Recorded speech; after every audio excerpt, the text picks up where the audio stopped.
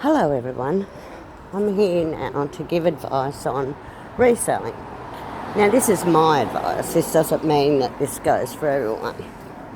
I'm out walking with my favourite friend of the day, my coffee. So let's get the boring part over and done with to start with. Could you please subscribe and share and whatever else you do with make this page get out there. I've been reselling now permanently reselling for probably 3 years.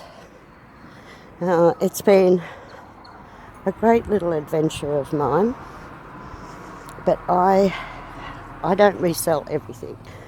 What I concentrate on is children's clothes and toys.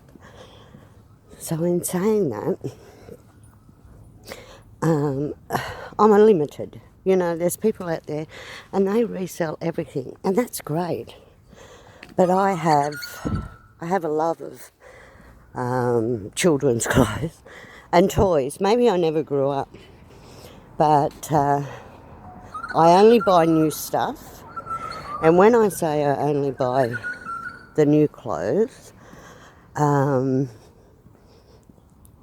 it's not from shops. It's from liquidation shops. It's from op shops. Everything has a label, a tag, I should say, a tag. So with that, I might pay $1. So yesterday I bought a jacket, beautiful jacket. Sells in a shop here for $35. I bought it for $1.50 and I'm selling it for $18. So that's where I go with my reselling. I don't sell second hand because so many parents are new parents or grandparents and they don't like the second hand clothes for their children, and that's fair enough. But so everything I sell is new. The toys, sometimes people overbuy. A lot of times you will find people overbuy. So these toys and clothes that have never been worn, never had the tags on, they put them all together and they sell them. Now sometimes I buy a bulk. Yesterday I went out and I bought a bulk of girls' clothes. Cost me $30 for approximately 40 items. Now the lowest price I would sell on something is $2.50 on one of the items. The highest price was that jacket I was telling you about, which was $18, is going to be $18. Now I'll sell these out in a heartbeat because that jacket has only just hit the shops here. I'm in Australia, so winter isn't at the highest peak yet. The jacket is absolutely beautiful and that jacket will sell. So I don't have an issue with that. The other clothes there, I've got about half were winter, which is now our season here, half is summer. Now I do put away for the summer because I buy, through the winter months I buy summer stuff and through the summer months I buy winter. I always have a stock of everything. We do have some places here in Australia that never get winter. So they still buy. I have a Facebook page and I have over 2,000 people on there. And you got to think about that. Every time I put something on, that's 200 people walking in the door of a shop. Every time they look at it. So you don't get that in business. But you get that when you get all your people. Now, okay, common sense tells you not 2,000 people a day buy. But they're there looking. I mean, how many shops just have browsers all day? All day, every day. Well, out of those browsers, out of 2,000, I might get 6 people buying a day. You might think, oh shit, that's not real good. Well, yeah, it is good, because those 6 people might spend $50. So $50 a day times 6, that's $350 a day you're making. Okay, let's cut off the $50 because I don't spend any more than $5 an item. when I buy something second. Well, it's not second hand, it's new. But when I buy it, I don't spend any more than $5. That $5 item would probably sell for $30.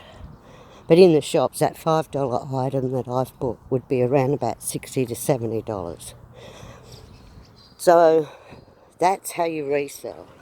Don't ever price your items as what they will sell in the shops. If something is $70 in the shop, don't sell it for any more than $30, because people aren't going to buy it. They're seriously not. So you're going to make a lot of money if you have a limit on your prices that you buy for. My price is $5, and I don't spend over that, ever. If I can't get it for that, if it's a $70 item in the shop, I don't buy it, because I want my customers to get a bargain, and that's why they shop with me. Everybody loves a bargain. So in saying that, another thing, recently I've gone into the toys. So with the toys, most of them come with batteries, but in the shops they don't come with batteries. As you know, you get home and little Johnny is opening up his present and no batteries. So I make a deal with all my customers that every toy I have will come with the batteries that are needed. Now you think, oh, that might be expensive. No, it's not. You don't need those batteries to go for 6 months. You need those batteries to go when Johnny opens up his present. If they last a day, well, that's okay. That's up to them then to go and get their batteries. But little Johnny was always happy. See, little things. Now I go to the dollar store and I buy a strip of batteries for $1. Whether they're AA, AAA, whatever, they're $1. Now, so it's really not costing me anything. That's just a kind gesture that I can advertise out there that all my toys come with batteries. And they do. And another thing I offer is when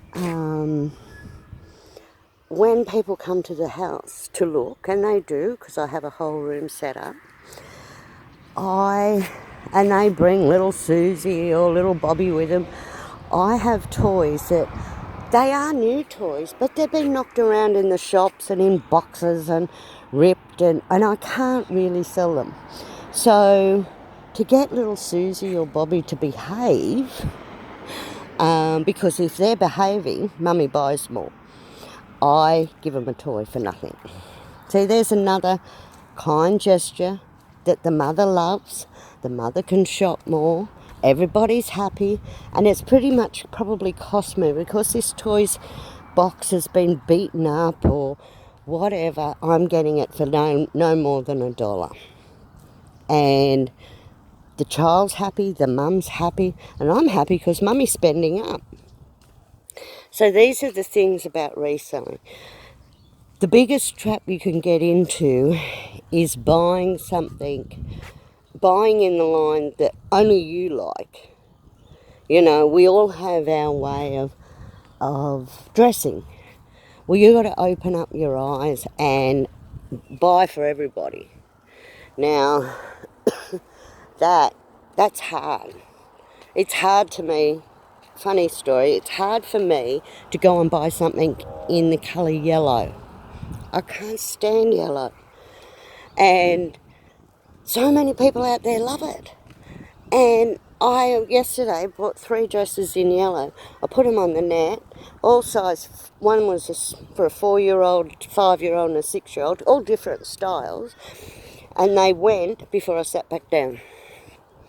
So see, you've got to look outside the box.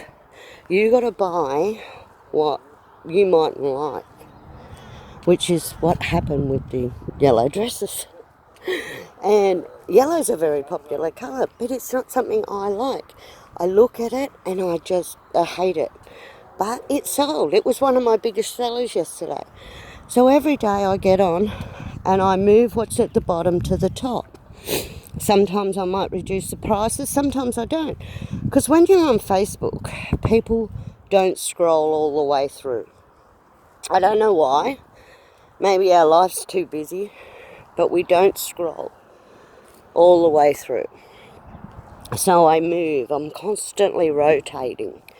You know, if it's been on the bottom for 5 days, I bring it to the top. And 9 times out of 10 it sells. So there's another thing in resale. I don't have garage sales because I go to them and I buy them, but I don't have them. So that's another, because of as I said, I only sell new stuff with tags, so that makes it a little bit hard. People are coming to a garage sale to get a bargain like I go to garage sales. So as a reseller, I pretty much only resell on Facebook. I've got the locals that come and shop, and I don't go worldwide because postage is so expensive for everybody, but I go Australia-wide. I mean, in saying that, funny story, I have actually sold swimmers, togs or bathers, whatever you want to call it, to a lady in Hawaii. So I've posted that off to Hawaii. Funny story, very, very true. And I have sold to New Zealand, which is our sister country. So I have sold a lot to New Zealand, one lady in particular. So, but yes, I don't put myself out there worldwide, let's put it that way. But with reselling, it is a very easy thing. You just have to know what you want to resell, and you have to love what you resell. You can't sell something that, that you don't like doing. If it's a chore, like an office job, you end up leaving. So, and then you're stuck with all that crap. You need to be organised, something I'm not always good at, but every now and then I have to get into